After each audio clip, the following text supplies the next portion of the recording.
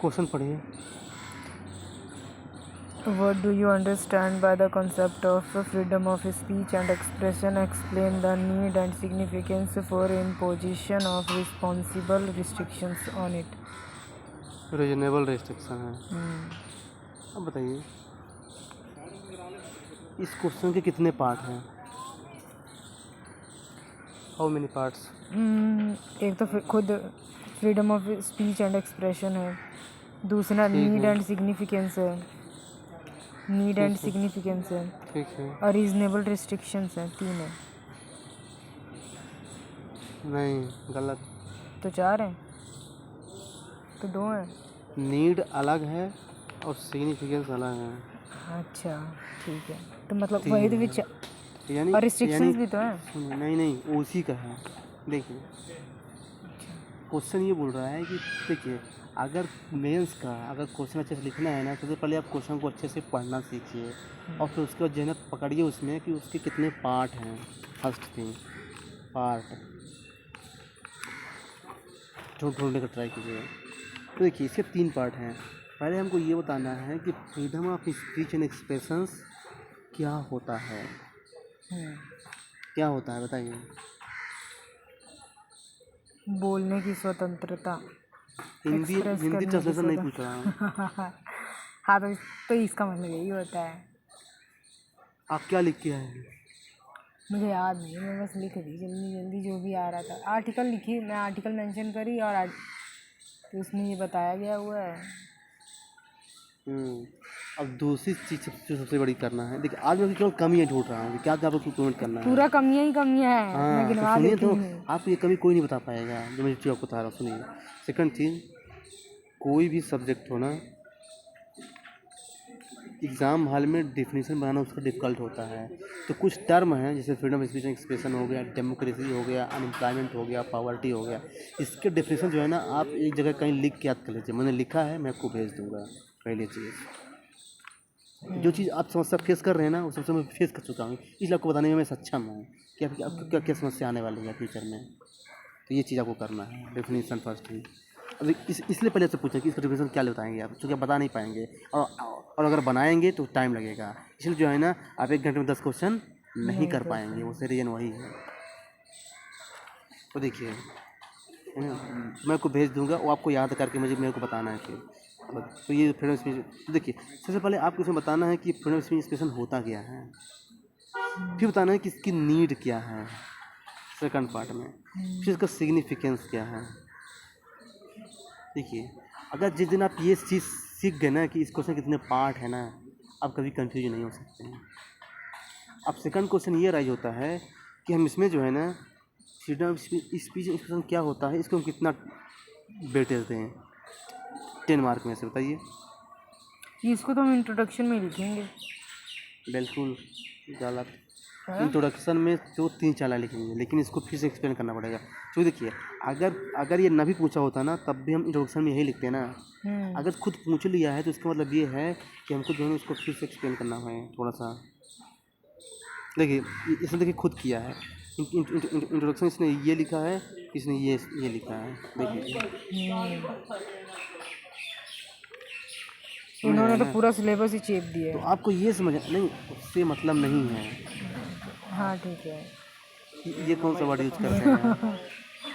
वो मैं अपने घर वाला वर्ड यूज़ कर दी। पंजाब में बोलते हैं, हम लोग ऐसे ही बोलते हैं।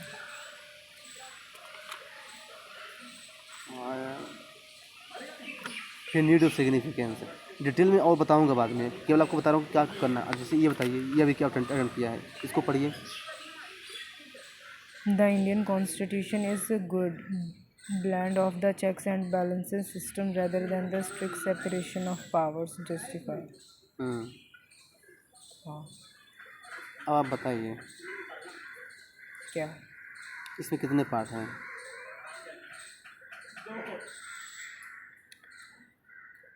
2 पार्ट्स हैं। क्या कौन कौन? Balance of power, separation of sorry balance, checks and balance, separation of power है।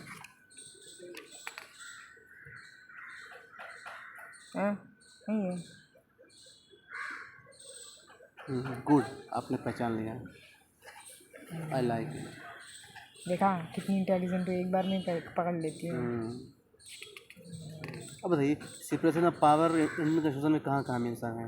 नहीं वो तो मुझे याद है, आर्टिकल से याद हाँ, नहीं तो वो मुझे। फैक्चुअल चीज़ें जो है ना आपको क्या करना है, पढ़ी हूँ मैं, करके भी आई हूँ मैं जो लिखा हुआ था, बट याद आर्टिकल करना मुझे है। याद, अब यहाँ सुनिए। आर्टिकल मुझे याद है, एक आर्टिकल 105 है। हम्म, हाँ बस एक ही याद है। अब जो चीज़ें मैं को बताने जा रहा हूँ ना उसको आराम से सुनिएगा। फिर सेकंड चीज़ आपके लिए जो इम्पोर्टेंट है ना, आप जो 10 क्वेश्चन लिखते हैं ना वो अच्छी बात है। आज से मैं एक नया इनिशिएटिव लॉन्च कर रहा हूँ आपके लिए, मेंस के लिए, केवल आपके लिए। वो इनिशिएटिव ये होगा कि आपको डेली एक क्वेश्चन मैं सेंड करूँगा। क्या करूँगा? समझ गई। आपको डेली मैं एक क्वेश्चन सेंड करूँगा, हाँ समझ गई। है ना? हाँ आपको उस क्वेश्चन का बताना है कि उसके पार्ट कितने हैं, लिख के टेलीग्राम में भेजना है। सुनिए, अच्छा अच्छा। पार्ट कितने हैं, फिर उसका आप इंट्रो क्या लिखेंगे, उसका आप बॉडी क्या लिखेंगे, उसका कंक्लूजन क्या लिखेंगे। अच्छा हाँ फिर ठीक है। हाँ, ये 4 चीज़ करना है। आप 1 महीना से कीजिए, फिर देखिए कि आप 1 घंटे में 10 क्वेश्चन कैसे नहीं लिख पाते हैं। अगर नहीं लिख पाते ना तो मैं दिल्ली छोड़ दूँगा। हाँ चलो ठीक है, ये वीडियो रिकॉर्ड हो रहा है, हाँ, इसको यूट्यूब पे भी डाल लेकिन जो देना। बोलूँगा वो करना पड़ेगा पहले। हाँ तो आपने इतना ही बोला है ना करने के लिए, मैं कर 1 महीने तक दूँगी। रेगुलरली फॉलो करना पड़ेगा आपको। 1 क्वेश्चन डेली भेजा, ज़्यादा नहीं, 1 क्वेश्चन केवल। हाँ चलो ठीक है। आपको क्या करना है, दो आपको जो है ना एक अलग से वो बनाना है, कापी याद से खरीद के, और उसको वो क्वेश्चन केवल इसके लिए बनाना है 1 महीना लगातार तक, है ना? अगर नहीं होगा तो 2 महीने तक कर दूंगा। लेकिन सुनिए, आपको लिखना है अब आपको लिखना है कि उसके पार्ट कितने हैं, फिर इंट्रो में क्या लिखेंगे आप अपने सोच कर, कोई दिक्कत नहीं, फिर बॉडी और कंक्लूजन, बस आपको ये इतना बताना है। बस चाहे आप गूगल की हेल्प ले सकते हैं। हाँ ठीक है, बस ये करना कि जो मैं पढ़ रही हूँ ना वो वाला भेजना, जैसे पॉलिटी पढ़ा है मैंने, पॉलिटी से रिलेटेड क्वेश्चंस भेजना, फिर मैं करूँगी। ओके, नहीं तो फिर एक काम करना है यार, क्या? कि ये जो आप टेस्ट दे चुके हैं ना, इसी टेस्ट में एक क्वेश्चन उठाऊंगा और दूंगा, तब चलेगा? हाँ हाँ, हाँ वैसे भी इसको पढ़ना तो दोबारा पढ़ना पड़ा ही पड़ेगा। है। आप पढ़े रहेंगे तो बढ़िया सही रहेगा। तो इसी से मैं उठाऊंगा और एक क्वेश्चन क्या करूंगा, बना के दे दूंगा आपको, मैसेज कर दूंगा। ठीक है। तो जो है ना, आप क्या करना उसी से करना। तो ये चीज़ ये करना है, देखना कैसे कमी निकाल रहा हूँ कि कहाँ कमी आ रही थी। ना ऐसा को कोई नहीं बता पाएगा, वो तो बस लोग कोचिंग जाते हैं और टेस्ट लिख के चले जाते, फेंक देते हैं इसको साइड में, हटाओ। ऐसे काम नहीं चलेगा, सबको ये समझना है। ओके, इसको पढ़िए। What are the powers of the governor with respect to bills passed by the state legislature? Can a governor in practice sit on a bill indefinitely? Discuss. Discuss. अब इसके कितने पार्ट हैं? एक तो खुद गवर्नर है, एक गवर्नर ऑफ पावर है। एक गवर्नर है, गवर्नर कोई पार्ट है? Oh sorry, powers of the हाँ गवर्नर भाई, एक, फिर बिल बिल रिगार्डिंग पावर, एक तो पावर्स होता है और नहीं एक नहीं नहीं, वो दोनों को मिक्स करके बताना है। तो ये एक हो गया। हाँ तो एक ही हो गया, ये दो बनेंगे इसके। कौन सा सेकंड, कौन सा बनेगा? नीचे वाला बनेगा कि बिल जो है इंडेफिनेटली टाइम के लिए रख सकता है कि नहीं। हाँ, बस। हाँ so are you getting what I am saying? Yes. कैसे चीज़ों को क्या करना है, लिंक करना है। एक चीज़ें बन गया।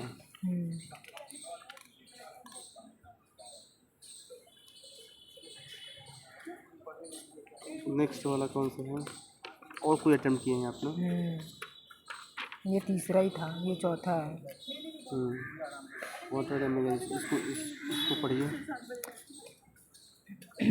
What are the major issues faced by the Indian judiciary today? The government and the judiciary to resolve these issues.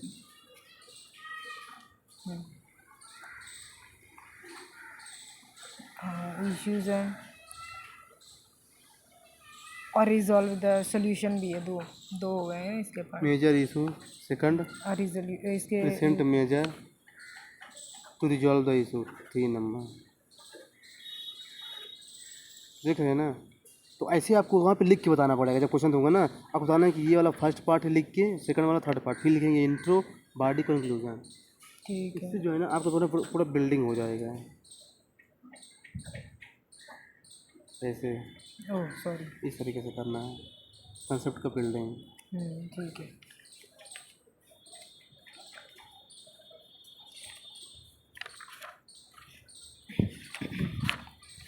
और कौन सी लास्ट वाला ही होगा, लास्ट वाला अटेम्प्ट करा था मैंने। Compare contrast the nature of federalism in the Constitution of India and United States of America. Compare और contrast बताना है। बताइए। अच्छा, कॉन्ट्रास्ट का मतलब डिफरेंस बताना होता है ना। कंट्रास्ट मतलब नहीं, हाँ मतलब वही डिफरेंस बना सकते हाँ हैं। फिर सही लिखा है। तो इसके पार्ट बताइए, पार्ट क्या जैसे कॉन्स्टिट्यूशनल कितने पार्ट हैं इसमें, ये बोल अच्छा सॉरी मैं उसका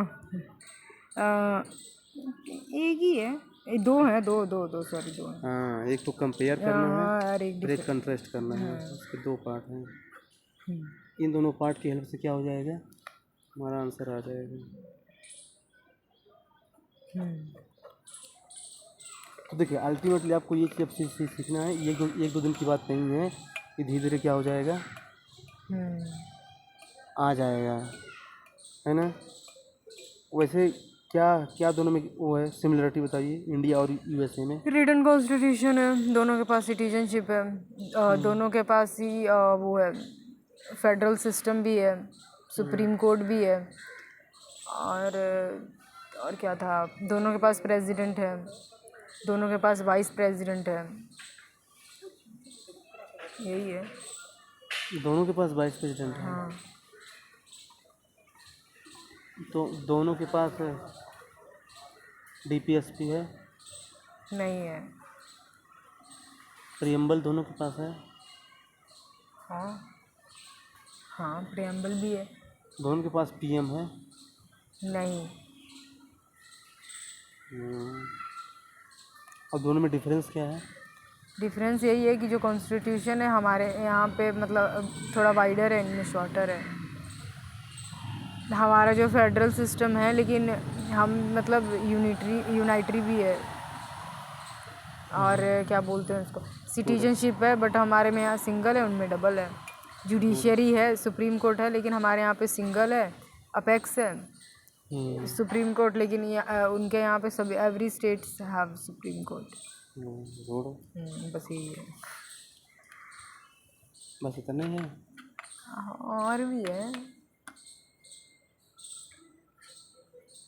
यहाँ, इसमें ये भी है कि पीएम होता है, रिस्पॉन्सिबल होता है लेजिस्लेचर के लिए, लेजिस्लेचर में मतलब, और जो मतलब यूएसए होता है उसमें प्रेसिडेंट रिस्पॉन्सिबल नहीं होता है। ठीक है। हाँ गुड, नॉलेज है आपके पास यार, बस क्या आपको डायरेक्शन की ज़रूरत है ना। इसी को आप क्या करिए, क्या कीजिए, रिवाइज करूँ जाकर, कंटिन्यू रखिए। अच्छा बाकी जो आपको बोला हूँ ना वो मैं आज से ही स्टार्ट कर दूँगा। चलो ठीक है। आपके इसी का दूँगा टेस्ट में। हाँ रख लो इसको फिर। नहीं तो इसको मैं क्यों रखूँगा, आप इसको एनालिसिस करेंगे ना। हाँ